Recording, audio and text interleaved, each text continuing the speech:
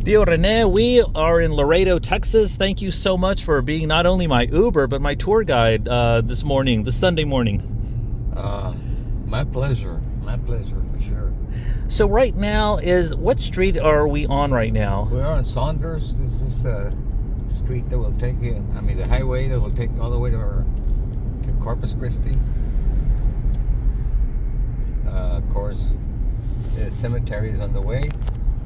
The Catholic cemetery, which, by the way, I wrote a letter to the bishop and tell him that the Catholic cemetery was in bad shape. Are they not cutting the grass? Well, you'll see for yourself. Good Lord. But obviously, I said I can help you. It's just like working with a small subdivision. I used to finance development subdivisions. So I'm familiar with the process. But he never responded. What a shame. Yeah, but I also have a letter to the Archbishop because Nena and I know him personally in San Antonio. Okay. Archbishop Sierra. And I don't want to have to do that. Yeah. But it appears that I may have to. So is it a leadership issue down here where there's... Yeah, the bishop is not very well liked. Okay. Because he is, he doesn't do his job. Got it. Let's put it that way. Got it. Well, and, a lot of things have happened, and it's not good for the city nor for the Catholic community. Makes sense. And so, in addition to your parents, my grandparents being buried at the Catholic grounds, what other family members are there? My mother's parents. Oh, fantastic! Yeah. As a matter of fact, I'll pass you by there because we're gonna pass by there. Outstanding. My grandmother on my mother's side passed away when I was 5 years old. Okay. And I remember because we were living at the house we were born, and my mother obviously was crying and what happened? My mother had passed away, So yeah, there's people buried here, but the closest ones are my grandparents and my parents. Theo, I never had a chance to know my grandparents, my Solis grandparents. My question to you is for my kids and other generations, how would you describe them? My father was strict, but in a good way, and my mother was an angel. So, and my father really respected her. They got along really well. They were always laughing, always in a good mood with each other, And of course, when my father passed away, my mother was absolutely lost, Wow. And I remember her sitting in a rocking chair that used to belong to my father, and she would just sit there and cry, Mm. It was horrible, but we have to go. Yep. So, let me see.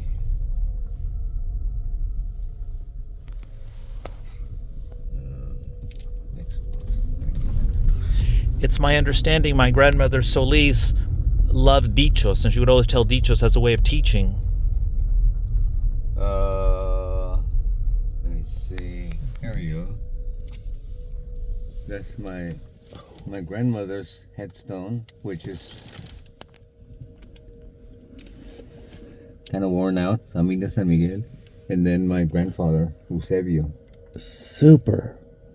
Wow, we got a great location here. Yeah. It's phenomenal.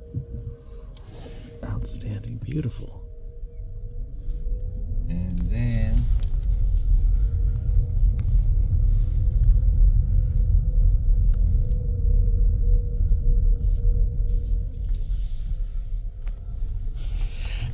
Now, is this cemetery completely full? Because I know San Fernando is full. There's no more space. There's another section Okay. towards the west side of the cemetery that's still active, you know.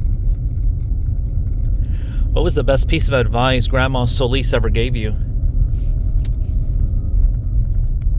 Be honest Mm. and work hard. Well, you know what? Last Father's Day, I came by my father's tomb and I thanked him for teaching me how to work, because he never gave us a penny, never, which was the best thing he could have done, you know. That's fascinating. You said he never gave you a penny because that was his lesson to you, where Yeah. I think in modern days the opposite is done, right? It's like an overabundance of... And obviously your dad was a valedictorian when he graduated high school, you know. And so the following year, my dad says, "What number did you come out?" Well, I wasn't number one, and but I wasn't the last one either, you know. I said, well, I'm gonna give you a little bit of advice. He said, "Work is and study is the only way out of poverty. So study, get a career, so you don't have to work outside." Oh, wow. Wow, what a life lesson.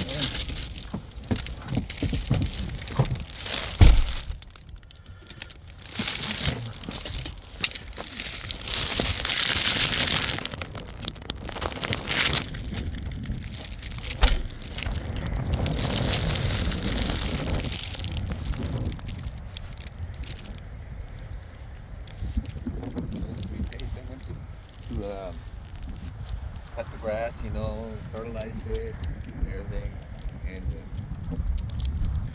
your dad would pay 6 months, and I would pay 6 months. And not too long ago, he told me, "If something happens to me, will you take care of it?" I said, "Absolutely. Don't worry about it. And when you can't, then Carlos will take care of it." I love it.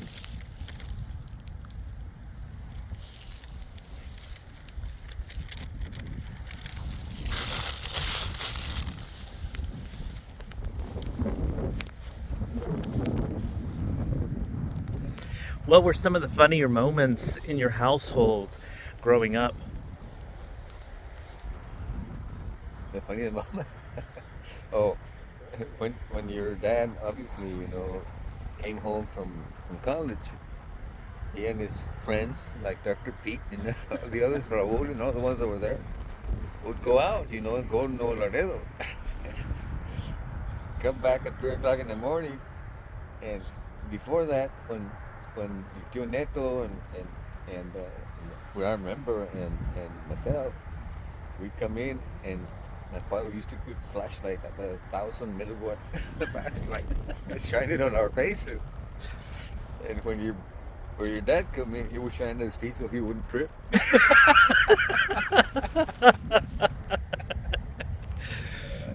Incredible. He had that kind of respect for my father, huh? Yeah, I mean, he really very proud of your father, you know, like we all were.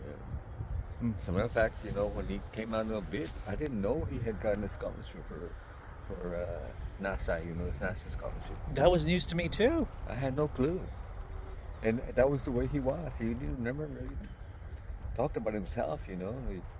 He let everybody else do it for him.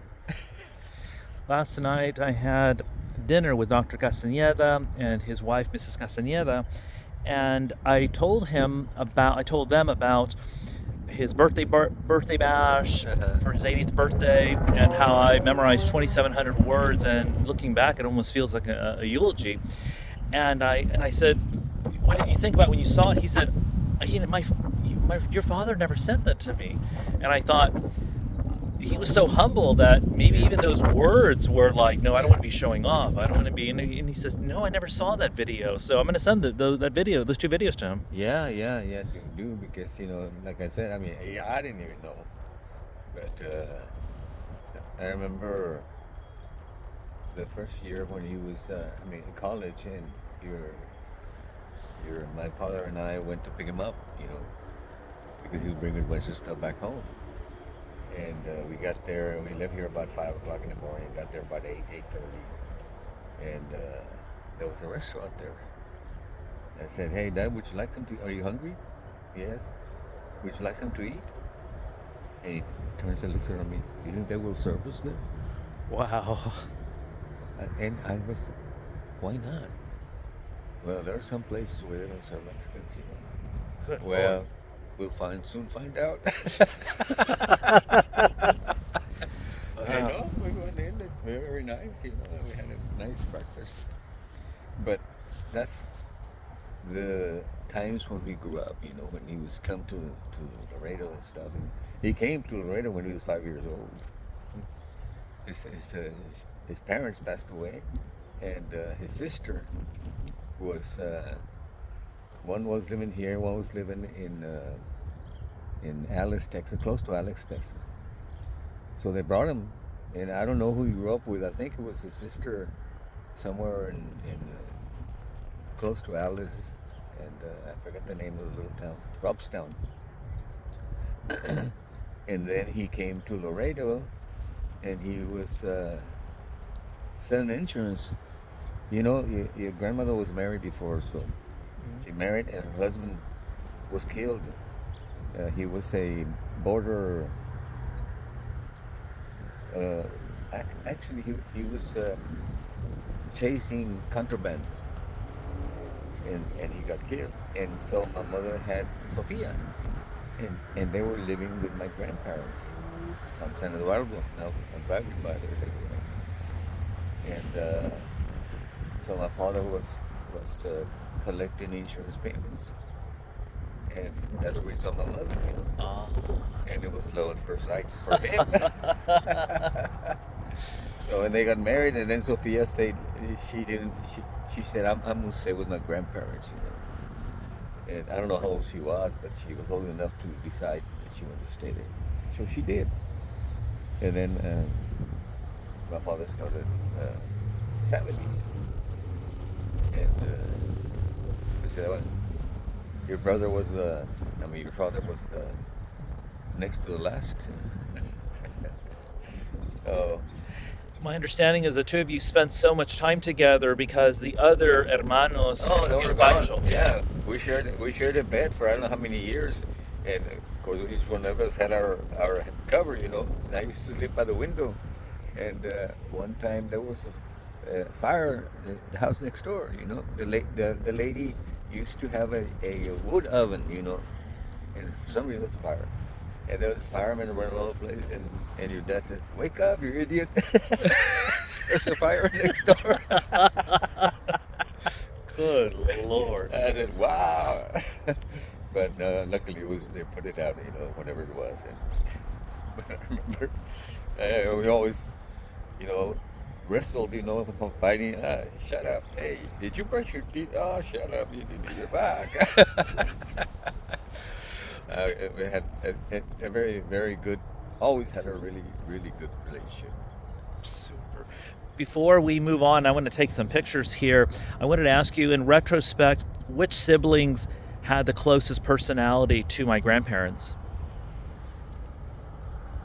Probably, I have to think a little bit.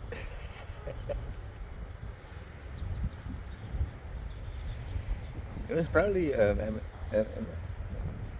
Pancho, as we called him, was the head of the family. He would tell us, do this, do that, and give us advice, which was good. And Raul was quiet, but very good. And they was the ones that brought us Christmas gifts, because my father never gave us anything, not even Christmas gifts, But he didn't give it to us because he didn't have it, We never lacked for food. We never lacked for a clean home, clean clothes. We never lacked for anything like that, but we had nothing given to us free, which is why I came to thank you. I said, thank you because, even though when I quit the bank 10 years ago, immediately I leased an office the following day because I knew I didn't want to be at home. And at home, you can't do business, And as a consequence, my wife and I built small, what we call executive offices, that were leased. And first we built 12, and then we built another 8, and then I bought another one downstairs. So we have about 30, but we're selling the one downstairs because I want to cash out and I want to do something else. What I want to do is build office condos and sell them, like 200, 400 square feet maximum. And I have an architect working on the plan, and I have a builder who wants to do it. But I want to do steel frames. So, but I'm waiting for the rates to go down because I need to borrow some money. And we'll see what happens. But the thing is that you have to remain active, And I think your dad missed that towards the end. And then that's why I said, nah, I'm going to be at home. And then as a wonderful wife and a wonderful lady, but all women are the same. One day I was sitting down, I was thinking what I needed to do, and she says, "Can you do me a favor?" Sure.